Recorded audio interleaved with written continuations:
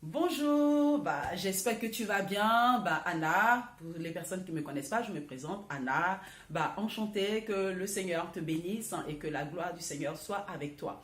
Donc, ce que je vais partager aujourd'hui concerne des choses que j'ai vécues, des choses qui ne sont pas en accord avec la relation, la nouvelle alliance en Christ que nous sommes. J'ai été dans certaines assemblées pendant ma marche chrétienne et ce que j'ai souvent constaté, c'est que dans ces assemblées-là, on envoie le feu sur des personnes. On envoie le feu sur nos ennemis, on envoie le feu sur les sorciers, on envoie le feu sur des mystiques. Je suis sûre que tu as déjà vu ça. Tu as déjà connu ces assemblées où on passe son temps à envoyer le feu, où on voit les démons partout, on voit des ennemis partout, on voit des méchants partout, on envoie le feu, on envoie le feu, on envoie le feu. Moi, je te dis que envoyer le feu sur des âmes, c'est être assassin. C'est être assassin, il n'y a aucune différence. Quelqu'un qui va tuer physiquement et quelqu'un qui tue spirituellement, c'est pareil. Nous sommes dans l'alliance de Jésus-Christ. C'est l'alliance de l'amour. Nous ne sommes plus sous l'alliance de Moïse. Lorsque tu lis la loi de Moïse, c'était œil pour œil, dent pour dent. Lorsque tu lis l'alliance de Moïse, c'était œil pour œil. Il n'y avait que des combats, il n'y avait que, la violence, il n'y avait que la guerre. Et tout ça, c'était pourquoi? Ils se battaient pour posséder des territoires. Nous ne sommes plus sous l'alliance de Moïse, nous sommes sous la nouvelle alliance, l'alliance de Christ. Quand tu lis les psaumes, tu ne vas pas te baser sur des psaumes pour dire oui, David a dit ça, donc je vais faire ça. Quand tu regardes bien, David était prophète. Parfois, David parlait même des choses qui allaient arriver. David parlait même de la mort, de la souffrance de Jésus-Christ. Ne prends pas seulement ce qui nous arrange dans la Bible et les autres choses, on ne prend pas. On va dire oui, David a dit ça. Mais David aussi a écrit, beaucoup de choses quand on lit par exemple le psaume 22, où il parle de la souffrance de Jésus-Christ. Pourquoi tu ne fais pas cette prière? Pourquoi tu ne fais pas cette prière du psaume 22? Non, tu ne la fais pas parce que là, tu as le discernement que non, ça ne concerne pas la vie de David, mais c'était pour plus tard. Je vais juste te parler d'une histoire. Tu vois, par exemple, dans le livre de Luc, chapitre 9, à partir du verset 51, il y avait, Jésus qui devait aller en Samarie. On sait très bien qu'à l'époque, les Samaritains, en fait, étaient en désaccord avec les Juifs. Donc, il ne devait pas passer sur le même chemin, il devait faire des détours. Mais Jésus a décidé d'aller par là.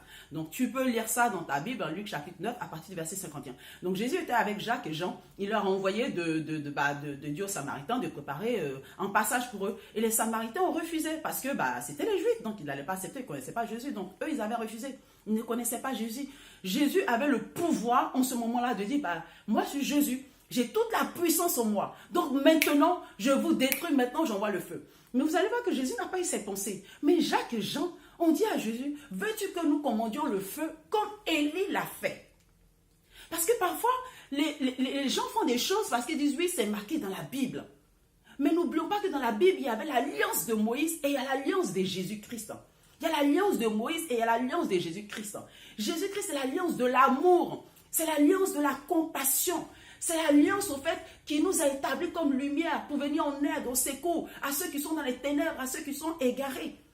Et donc, Jésus a répondu à Jacques et Jean. Vous imaginez que Jacques et Jean, pendant des années, ils ont marché avec Jésus. Ils n'ont même pas discerné que Jésus était le prophète à ce moment-là, était le Messie à ce moment-là, le Sauveur à ce moment-là, qui est venu pour gagner les âmes et non pas pour les perdre. Ils n'ont pas discerné ça.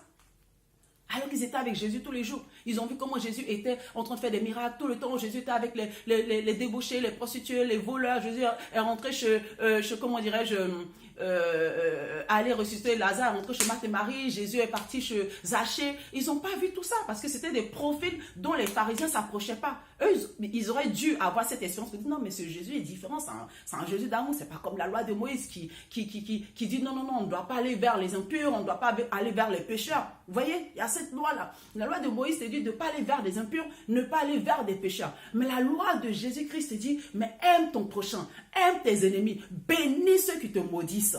Ça, c'est la loi de Jésus-Christ. Il est notre modèle. Ce que les gens disent, vous savez, avant dans les assemblées, il y a beaucoup de pasteurs même qui ont dû se tromper. Eux aussi faisaient ça avant parce qu'il y a d'autres personnes des pasteurs de chez pasteur leur ont dit oui, voilà ce qu'on doit faire. Donc ils ont copié ce modèle-là. Mais quand tu ouvres ta Bible, tu vois que non. Aujourd'hui, dans la nouvelle alliance, c'est pas ça en fait. On n'est plus dans les traditions, on n'est plus dans la culture africaine de transmettre des choses qui ne sont pas du tout dans l'alliance dont nous sommes. On n'est plus dans cette tradition-là. Voilà ce qui va se passer. Jésus a répondu à Jacques et Jean. Le Fils de l'homme n'est pas venu pour perdre les âmes. Est-ce que vous savez de quel esprit vous êtes animé? Alléluia. Est-ce que vous savez de quel esprit vous êtes animé? Toi qui étais pécheur, Jésus-Christ est venu. Il ne t'a même pas condamné. Il n'a pas cherché à te détruire. Il t'a sauvé, il t'a aimé. Et il te dit que maintenant tu es la lumière. Maintenant tu es le sel. Maintenant, à ton tour, va et fais des nations des disciples. Et toi, maintenant, au lieu d'aller faire des nations des disciples, tu t'arrêtes quelque part dans une salle et tu envoies des missiles de feu, tu envoies des bombes, tu envoies des pierres, tu lances des trucs. Je vais tuer mes ennemis, je vais tuer des trucs. Tu oublies le combat. Le véritable combat, c'est le combat de la foi. La foi, c'est-à-dire, c'est la croyance. La foi en Jésus-Christ, c'est croire en l'œuvre parfaite accomplie de Christ. C'est-à-dire quoi? Lorsque Jésus-Christ allait mourir à la croix, vous imaginez, Jésus a passé tout son temps à avoir de la compassion, à bénir les gens, à les guérir, à les restaurer. Il a purifié les lépreux. Il a fait tout ce qu'il pouvait faire. Mais ces mêmes personnes, lorsque Jésus était à la croix, qu'est-ce qu'ils ont fait? Ils ont craché sur lui. Déjà même avant, mais ils ont craché sur lui, ils l'ont frappé. Et quand Jésus était à la croix, ils se moquaient de lui. Ils ont dit, mais il ne peut même pas se sauver. Ils sont foutus de lui. Jésus avait tout le pouvoir pour dire, non mais Seigneur, mais ils sont méchants. Non, mais je veux qu'il meure. Non, il n'a pas fait ça. Qu'est-ce qu'il a dit? Père, pardonne-leur, car ils ne savent pas ce qu'ils font. Ils ne savent pas ce qu'ils font. Quelqu'un que vous dites que vous êtes sorcier. Mais toi, tu es au-dessus d'un sorcier. Dieu t'a donné la puissance de désarmer le sorcier. Ce n'est pas en envoyant le feu. Si tu envoies le feu à distance, c'est que tu as peur. En fait, la vérité, c'est que tu as peur du sorcier. Mais tu n'as pas besoin d'envoyer le feu. Tu as l'autorité en toi, juste par ta prière. Seigneur, je prie afin que tu le sortes de là, afin qu'il soit un témoignage vivant, afin qu'il sorte des ténèbres et qu'il puisse venir dans la lumière, Seigneur, afin que lui aussi puisse aller parler de toi. C'est tout ce que le Seigneur Jésus te demande. C'est ce qu'il a fait. Il a dit, pardonne-leur, car ils ne savent pas ce qu'ils font. Pardonne-leur. Pardonne-leur. Le Seigneur dit que nous sommes la lumière, il nous a établis. C'est-à-dire que nous sommes le sel. C'est l'église qui prie. C'est l'église qui fait monter des prières qui sont comme des parfums de bonne odeur. Des personnes ont prié pour nous, pour que nous puissions être convertis. Nous avons été établis pour prier pour les nations. Nous avons été établis pour prier pour ceux qui sont encore dans les ténèbres. Nous avons été établis pour prier pour nos amis, nos frères, nos collègues qui ne connaissent pas Jésus. Afin que le Seigneur puisse les délivrer des ténèbres. Afin que le Seigneur puisse les ôter du voile qui les séparait de Dieu et nous. Non, de Dieu et du diable. Merci Saint-Esprit. D'accord? On a bien compris? Alors je vais répéter. On a été établi la lumière. On a été établi le sel. Afin que nous aussi, nous allions chercher ceux qui sont perdus. Afin qu'ils puissent être réconciliés. Qu'ils puissent être comme nous sommes. Qu'ils puissent aujourd'hui glorifier Dieu. T'imagines avant quand tu étais dans les choses de la vie, avant quand tu marchais loin de Dieu, tu faisais les mêmes choses que les gens. Tu étais comme ces personnes-là. Tu étais ennemi de quelqu'un d'autre. Tu persécutais d'autres personnes. Heureusement qu'ils ne t'ont pas tué. Hein. Heureusement, nous avons été établis comme la lumière. Nous ne sommes pas là pour envoyer le feu. Nous ne sommes pas là pour détruire la vie des familles. Quand tu envoies le feu comme ça, si tu sais l'autorité qui est en toi et que tu envoies le feu et qu'un sorcier meurt et tu es content de ça, t'imagines que cette personne qui est morte, cette personne peut être la mère d'autrui, il peut être un père de famille. Tu as détruit la vie d'une famille comme ça. Alors que si tu envoies des prières envers cette personne, mais tu as réconcilié des familles, tu as apporté la joie dans des familles.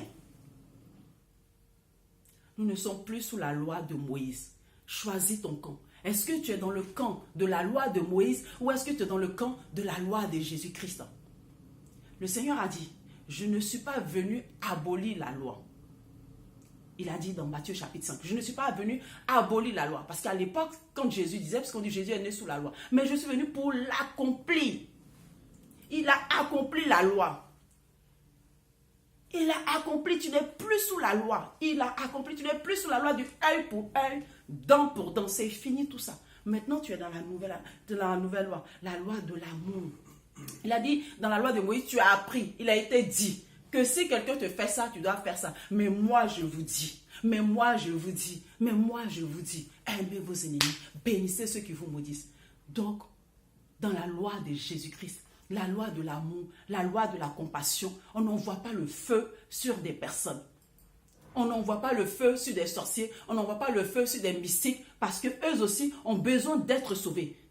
Eux aussi ont besoin de notre compassion. Et nous sommes au-dessus de ces personnes-là. C'est parce que tu ne sais pas qui tu es. C'est pour ça que tu trembles. Tu trembles. C'est pour ça que quand tu es en train de prier comme ça dans ta chambre, tous les jours, tu envoies le feu, c'est juste parce que tu as peur. Tu as peur en fait. Parce que si tu sais qui tu es là, comment est-ce qu'un sorcier peut dormir tranquille? Parfois même, il y a des gens qui disent, ouais, les sorciers, ils passent toute la nuit à prier. Le sorcier, lui, il dort tranquille. Et toi, tu es là, tu es en train de faire des prières de peur. Des prières de peur entre nous. Chasser, envoyer sorcier, envoyer le feu, tout ça. Ce sont des prières de peur. Franchement, il faut comprendre qui tu es. Jésus a besoin de toi. Moi, j'aime gagner les âmes parce que le Saint-Esprit m'a fait comprendre que c'est ma mission. Il m'a établi en tant que lumière de la terre. Je suis le sel aussi.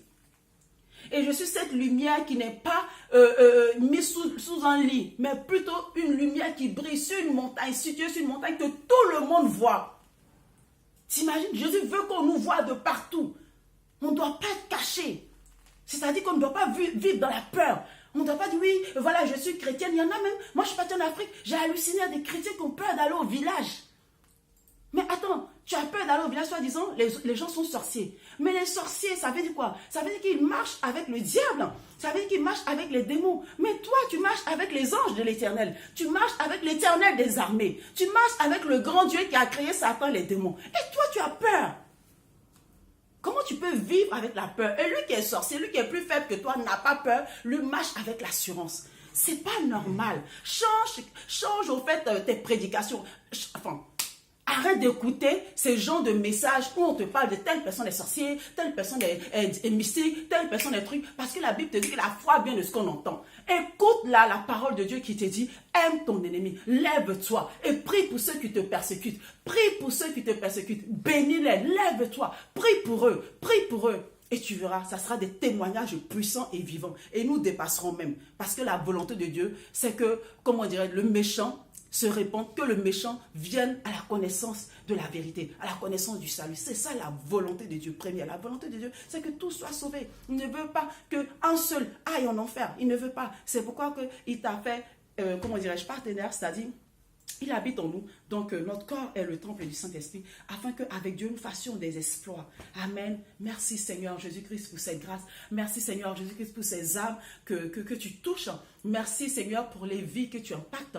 Parce que Seigneur, tu aimes tellement chacun d'entre nous que Seigneur, tu as versé ton sang pour nous et que même à la croix, tu as dit Père, pardonne-leur car ils ne savent pas ce qu'ils font. Tu as manifesté de l'amour, même le jour de ta mort Seigneur, avec toute cette souffrance, avec tout ce rejet. Mais Seigneur, tu n'as pas regardé à cela. Tu as eu encore de la compassion. Donne à ton Église d'être remplie de compassion. Donne à ton peuple d'être rempli de compassion, Seigneur.